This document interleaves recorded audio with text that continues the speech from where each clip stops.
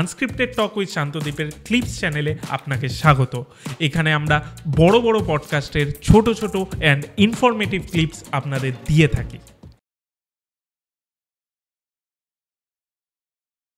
একটা লাইফে যখন বাজে কিছু ফেস যাচ্ছে তখন মনে রাখতে হবে যে ভালো কিছু আসছে, যেটা সবাই বলে যে বাজের পর ভালো আসে, আবার ভালোর পর বাজে আসে। ওকে, তখন এইটা রেখেই আমি মোটিভেট হয়েছি যে বাজে যাচ্ছে যাক, এরপর ভালোটা আসছে। এইটা যবে থেকে আমি ভাবা শুরু করেছি তবে থেকে আমি পজিটিভ হয়ে গেছি। আমি তার আগে প্রচণ্ড নেগেটিভ ছিলাম, যে প্রত্যেকবার আমি ভাবতাম আরে আমার সাথেই কেন এটা হয়, এটা কিন্তু আমি সবসময় ভাবতাম কিছু হলেই আমার সাথে কেন হয়। তারপর যবে থেকে আমি পজিটিভ হলাম তবে থেকে দেখছি হ্যাঁ আস্তে আস্তে সব কিছু হচ্ছে। ইনফ্যাক্ট পডকাস্টের ক্ষেত্রেও তাই। পডকাস্ট যখন আমরা শুরু করি আমরা কিছু এরকম লক্ষ্য নিয়ে নেই যে আমাদের 1 মিলিয়ন হতে হবে বা এই করতে হবে। আমি দেখেছি পডকাস্ট হিন্দিতে, আমার ভালো লাগতো, তাই আমি দেখেছি বাংলায় কেউ করেনি বা সবে সবে শুরু, মানে যখন আমি ভেবেছি তখন কেউ শুরুও করেনি। যখন আমরা শুরু করি তখন 2-1 জন শুরু করেছে, তো তখন আমরা শুরু করি। তো আলটিমেটলি আজকে আমরা এই জায়গায়, আমি বলছি না যে বিরাট কিছু করে ফেলেছি, আজকে আমরা 1 লাখ সাবস্ক্রাইবারে দাঁড়িয়ে রয়েছি।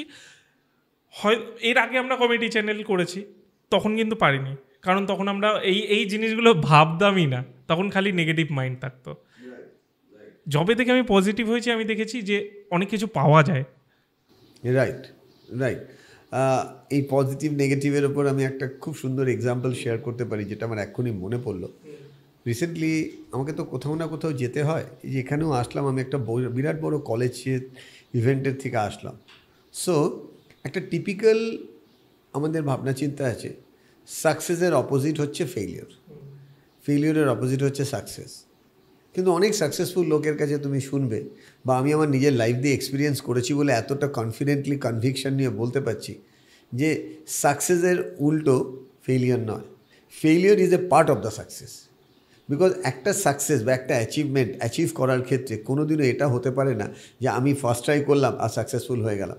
তার কারণ সায়েন্টিফিকভাবে যদি জিনিসটাকে দেখি, আমি একবার করে জিনিসটা যদি পেরে যাই তাহলে কিন্তু আমি শিখলাম কম, স্যাটিসফ্যাকশন বেশি পেলাম। আমি আবার জিনিসটা ট্রাই করলাম, আমি আবার পেরে গেলাম, তার মানে শিখলাম কম, স্যাটিসফ্যাকশন বেশি পেলাম। তার মানে আমার এক্সপিরিয়েন্স সার্কেলটা নিয়ে আমি যদি তাকাই তাহলে ধাক্কা খাওয়ার এক্সপিরিয়েন্স নেই, সফল হওয়ার এক্সপিরিয়েন্স আছে।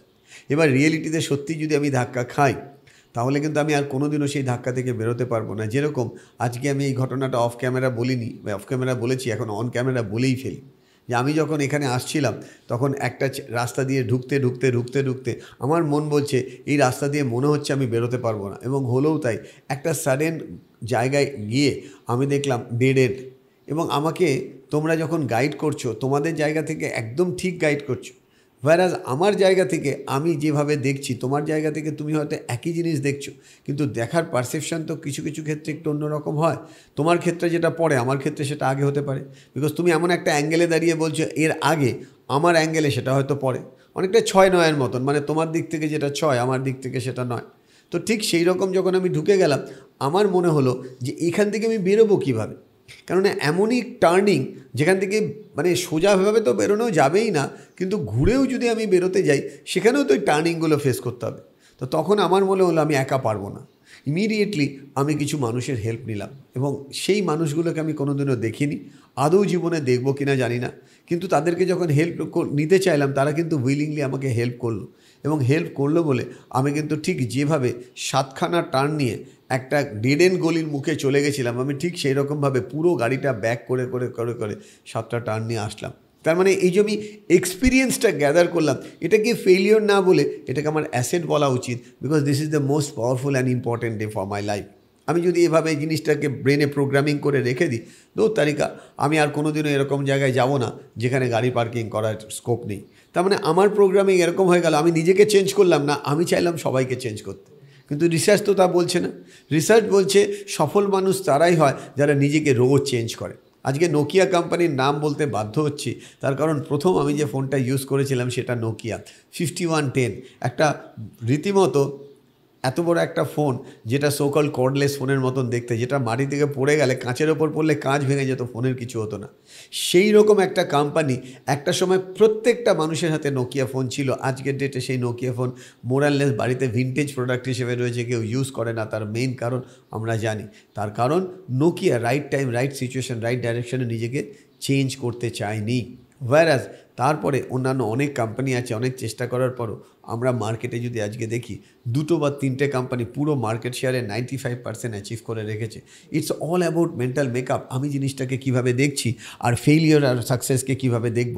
যেরকম আরেকটু যদি গল্প, আমি সবসময় গল্প দিয়ে বলতে পছন্দ করি, বিকজ আমি জানি প্রচুর ভিউয়ার্স আছে, তারা হয়তো এই পুরো পডকাস্টটা নাও দেখতে পারে, কিন্তু এটাই যখন ছোট ছোট ছোট ছোট গল্প হিসেবে তাদের কাছে আসবে, তারা ওই গল্পটুকু শুনেই কিন্তু বুঝতে পারবে এক্স্যাক্টলি হয়তো তার জন্যই এই গল্পটা বলা হয়েছে। এটা ট্রু স্টোরি বলা হয়। একটি বিখ্যাত জুতোর কোম্পানি, পরে আসছি কোম্পানিটির নাম, কোম্পানিটি একটি ভার্জিন এরিয়া, ভার্জিন মানে যেখানে কেউ হয়তো জুতো আদৌ ইউজ করেছে কিনা তারা জানে না, তারা ওই এরিয়াটাকে ক্যাপচার করার জন্য খুব বিখ্যাত দুজন এক্সপার্টের ইন্টারভিউ নিতে চলেছে। তার কারণ তারা ওয়ার্ল্ড ওয়াইড অ্যাডভার্টাইজ করে যে আমরা নতুন মার্কেট একটা ভেঞ্চার ক্রিয়েট করতে যাব, বাট আমরা বুঝতে পারছি না মার্কেট সার্ভে কীভাবে হবে। তো আমরা দুজন মার্কেটিং ম্যানেজার চাই, আমরা তাদেরকে ওখানে পাঠাবো এবং ওই দুজনের মধ্যে একজনকে নেবো। এটা ইন্টারনাল ডিসকাশন ছিল কোম্পানি, এবং পুরো কন্টিনেন্ট, মানে যে কন্টিনেন্টগুলো আমরা জানি, যেরকম এশিয়া, আফ্রিকা, এরকম বিভিন্ন কন্টিনেন্টের এক্সপার্টরা এসে ডিসিশন নিয়েছিল যে ওয়ার্ল্ড ওয়াইড আমরা এটা অ্যাডভার্টাইজ করি। প্রায় 2 লক্ষ অ্যাপ্লিকেশনের মধ্যে থেকে প্রায় 6 মাস লেগেছে দুজনে নিয়ে আসতে, এবং দুজনের মধ্যে যখন ওরা ডিসকাস করে কাকে নেব, তখন সব দিক দিয়ে দেখা গেল দুজন অ্যাট পার একদম ইকুয়ালি এক্সপার্ট, যে কোনো প্রশ্নের ইউনিক উত্তর আসছে। কিন্তু যেহেতু রিক্রুট করা হবে একজন, কোম্পানি ডিসাইড করলো, হায়ার ম্যানেজমেন্ট, আমরা এদের দুজনকে একটা প্র্যাকটিক্যাল সিচুয়েশনে ফেলি, দেখা যাক এরা কি বিহেভ করে, তার উপর ডিপেন্ড করব আমরা কাকে নেব। এবং ঘটনাটি ঘটার পর দুজনকেই বলা হলো আলাদা আলাদা করে, কেউ কাউকে চেনে না, যে আমরা একটা প্র্যাকটিক্যাল ইন্টারভিউ নেবো, আপনারা রাজি আছেন? দুজনেই দেখা গেল রাজি, দুজনেই একবার পারফেক্ট একদম। তো প্রথমে যে নাম, তার নাম ধরা হলো রাম। রামকে বলা হলো যে আপনি অমুক একটা জায়গায় দাঁড়াবেন, আপনার কাছে একটা খাম দেওয়া হবে, এবং রাম সেইখানে দাঁড়ানোর পর তাকে খাম দেওয়া হলো। খামটা খুলে রাম দেখলো যে আপনি তাকিয়ে দেখুন সামনে একটা 4 হুইলার দাঁড়িয়ে আছে, এবং ওই 4 হুইলারে ওঠার পর ওই 4 হুইলার আপনাকে নিয়ে যাবে যেখানে, আপনি সেটা জাস্ট ফলো করুন।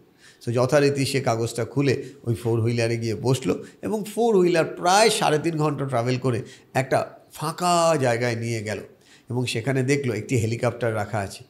রাম সেই হেলিকপ্টারে উঠবে কি না সেটা ভাবার জন্য যেই না কাগজটা খুললো, কাগজে পরের লাইন লেখা আছে, আপনি হেলিকপ্টারে বসে যিনি পাইলট আছে তার দিকে তাকাবেন, তিনি আপনাকে নেক্সট ইনস্ট্রাকশন দেবে।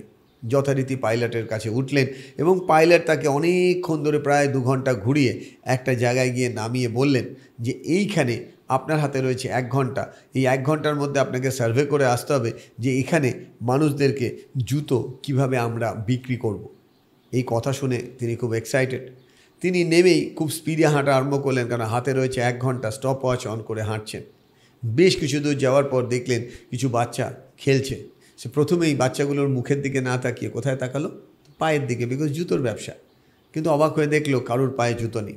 সে ভাবলো বাচ্চাদের পায়ে জুতো নাই থাকতে পারে, ফুটবল খেলা সবসময় বাচ্চারা জুতো পরে খেলে না। এবং বেশ কিছু দূর যাওয়ার পর যখন বিভিন্ন মানুষ বা একটা মার্কেটে গিয়ে দেখলো, ও অবাক হয়ে গেল এবং দেখলো কারোর পায়ে কোনো জুতো নেই, মানে জুতোর নামগন্ধ নেই।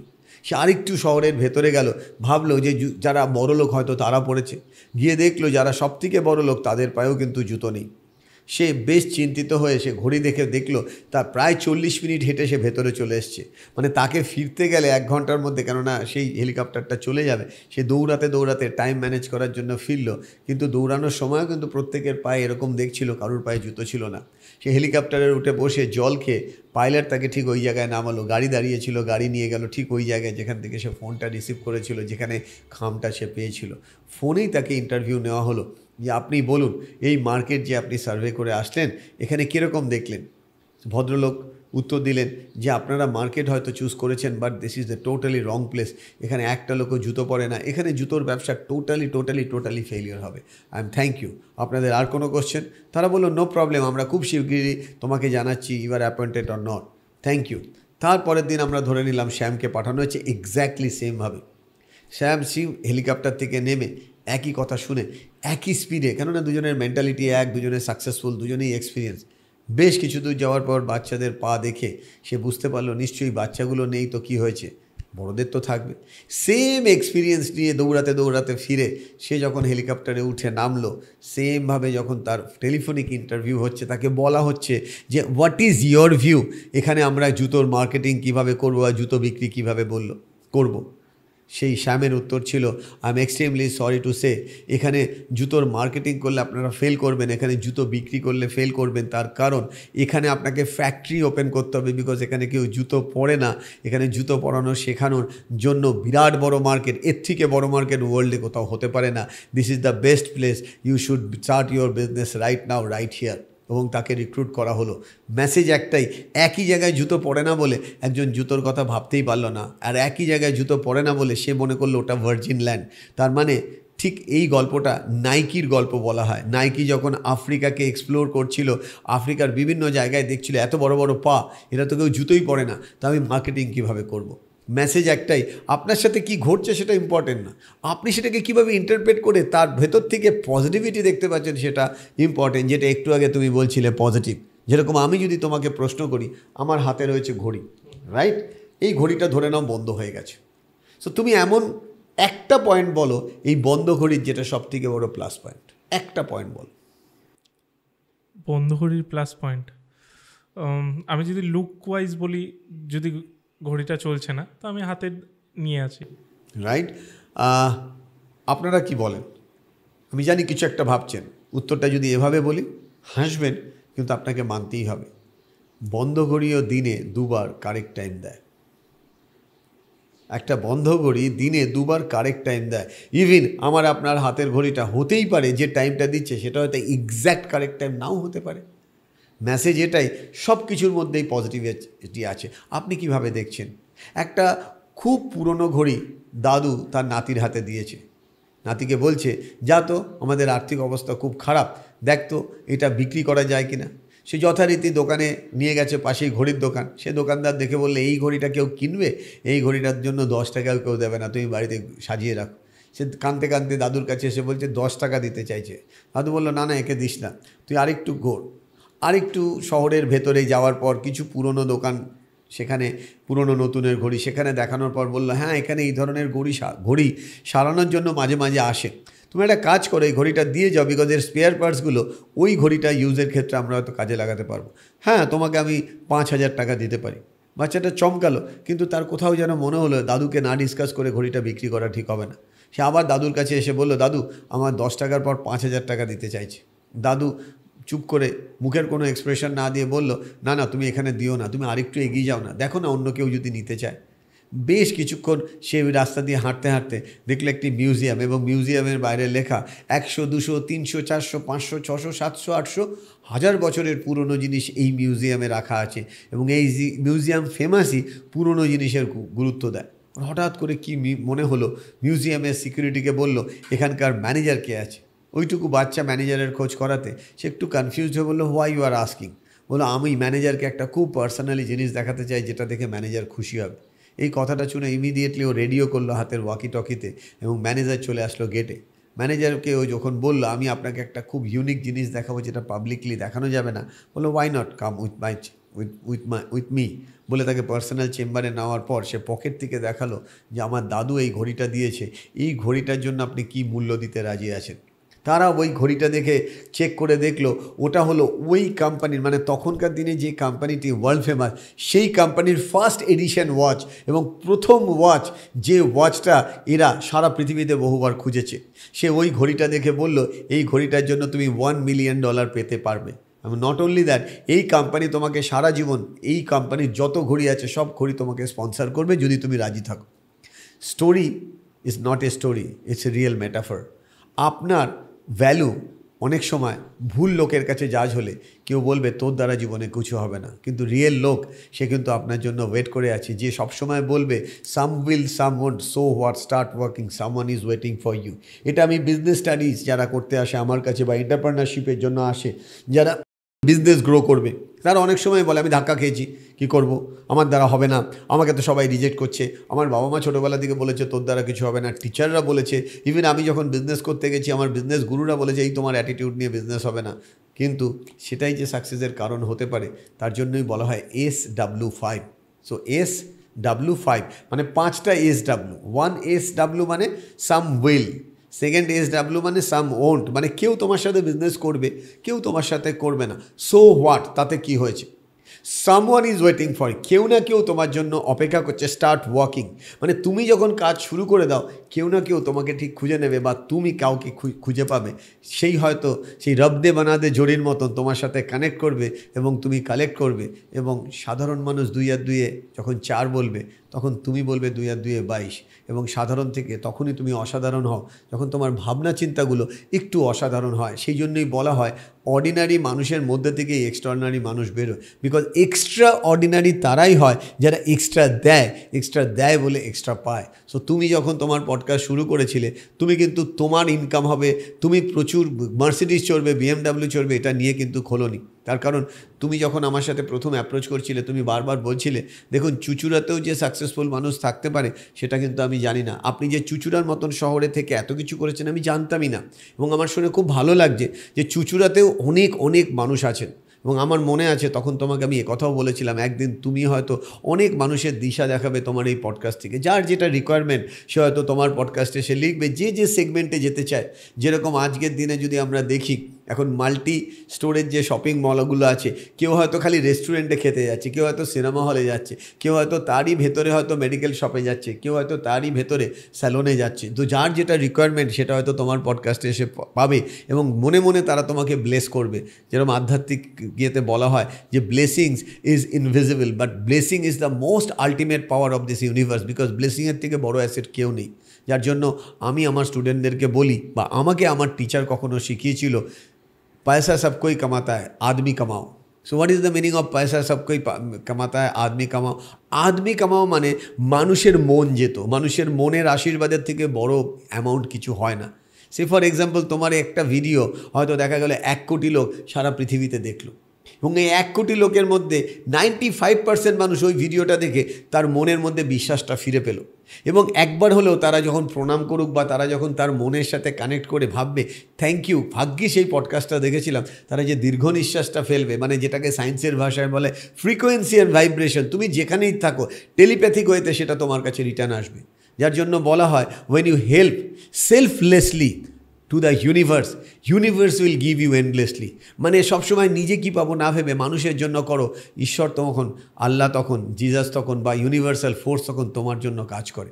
সো কখন যে তোমার আমার জন্য কাজ করবে সেটা ইম্পর্টেন্ট না, কিন্তু তোমার মনের বিবেকের কাছে তুমি কতটা পরিষ্কার এবং কতটা পরিষ্কার ইন্টেনশন নিয়ে মানুষের ভালো চাইছো এটা খুব ইম্পর্টেন্ট। এবং সেটার জন্যই কিন্তু তুমি একদিন সফল হবে। তার কারণ আমরা যদি দেখি স্বাধীনতার আগে যে কটা মানুষ স্বাধীনতার জন্য দেশের জন্য প্রাণ দিয়েছে বা প্রাণ দিতে চেয়েছে তারা সেলফলেসলি দেশের জন্য কাজ করছে। উইথ অল ডিউ রেসপেক্ট, স্বাধীনতার পরে so called, with all due respect mind করবেন না, আমরা যাদের আজকে সোকল্ড রাজনীতিবিদ হিসেবে দেখছি তাদের মোড অফ ইন্টেনশন, তাদের মোড অফ টকিং, তাদের মোড অফ ওয়ার্কআউট, আর যদি একটা সাকসেসফুল মানুষকে দেখি স্বাধীনতার আগে কাজ করেছে তাদের নামে কতগুলো হল আছে সারা ভারতবর্ষে, রাইট? আর স্বাধীনতার পরে হাজার হাজার মানুষ দেশের জন্য অনেক কিছু করছে, নিজের জন্য কি করছে না করছে সেগুলো খবরের কাগজ খুললে আমরা দেখতে পাচ্ছি। আমি সেটাতে ইন্টারেস্টেড নই, এইসব আলোচনাই আমি করতে চাই না। বাট দ্য কোশ্চেন ইজ তখনকার ডেডিকেশন দেশের জন্য, দশের জন্য, আর আজকের দিনের ডেডিকেশন দশের জন্য অনেক কিছু চেঞ্জ হয়ে গেছে। সো আমার মনে হয় ছোট ছোট জিনিসের মধ্যে কিন্তু বড় জিনিস লুকিয়ে থাকে। কোনো বড় রেনেসা হওয়ার জন্য বড় ঘটনার দরকার হয় না। একটা ছোট্ট মানুষ, একটা ছোট্ট আইডিয়া, একটা মুহূর্ত একটা পৃথিবীকে কিন্তু বদলে দিতে পারে। যার জন্য কথায় বলা হয় যে একজন ডাক্তার যদি ভুল করে একটা মানুষকে 7 ফিট নিচে পুঁতে দেওয়া হয়, মানে ডাক্তার ভুল করেছে, এবার তাকে গ্রেভিয়ার্ডে নিয়ে যাওয়া হয়েছে। একজন লয়ার যদি ভুল করে তাহলে একটা মানুষকে মাটি থেকে 7 ফুট ওপরে ঝুলিয়ে রাখা হয়, মানে ফাঁসি হয়ে গেছে। কিন্তু একটা টিচার বা একটা মেন্টার বা একটা দেশের নেতা যদি ভুল করে তাহলে সেই দেশ কিন্তু 700 বছর পিছিয়ে যায়, 1-2 বছর না, 700 বছর পিছিয়ে যায়। যে কারণে ইন্ডিয়াতে অনেক মানুষ, কন্ট্রোভার্সিয়াল টপিক, যে ইন্ডিয়া ইকোনমিতে এগোচ্ছে, বাট সত্যিই কি ইন্ডিয়া এগোচ্ছে? যেভাবে দেশের পৃথিবীর বিভিন্ন দেশ এগোচ্ছে, ইন্ডিয়াতে এত জিডিপি, এত সাকসেসফুল লোক, এত ব্রেন ড্রেন হয়ে যাচ্ছে। রাইট অর রং আমি বোঝাতে পারছি আশা করি। সো এটা খুব important as a teacher, as a mentor, আমি কি ডেলিভার করছি, বা একজন দেশের রাজনৈতিক নেতা হতে পারে, দেশনেতা হতে পারে, একজন গুড লিডার হতে পারে, যার একটা স্টেপ, একটা ওয়ার্ড একটা দেশের মধ্যে কিন্তু বিপ্লব আনতে পারে, এখন বিপ্লবের জায়গায় ধ্বংসেরও কারণ হতে পারে। আমরা যদি হিটলারের ডিসিশনগুলো দেখি, আমি ঠিক ভুলের জায়গায় যাচ্ছি না কন্ট্রোভার্সিয়াল টপিকে, আমি যদি দেখি যে সময় ভারতবর্ষ ভাগ হয়েছিল, ধরে নেওয়া যাক না এটা পজিটিভ হয়, ভারতবর্ষ ভাগ হয়নি, আমরা ইউএসএর থেকে আরও স্ট্রং হতে পারতাম, ইয়েস অর নো? চায়নার থেকেও আরও স্ট্রং হতে পারতাম। আনডিভাইডেড ইন্ডিয়ার যদি প্রত্যেকটা রিলিজিয়ানের মধ্যে এই বন্ডিংটা থাকতো, তাহলে এই ইন্ডিয়া কিন্তু মহাভারতের থেকেও বড় ভারত হয়ে উঠতে পারত। আমি বলছি না আমরা ভারতবর্ষে পিছিয়ে আছি, আমরা এগোচ্ছি, কিন্তু অনেক কিছুই হতে পারতো এই ছোটো ছোটো জিনিসগুলোর ওপর। আমার টপিকটা যদি কন্ট্রোভার্সিয়াল হয়, আমি বলবো কাঁচি দিয়ে কেটে দিলেও আমার আপত্তি নেই। Thank you. কেমন লাগলো এই ক্লিপসটা আমাদের জানান এবং আমাদের চ্যানেল ইউটিএস ক্লিপসকে সাবস্ক্রাইব করুন।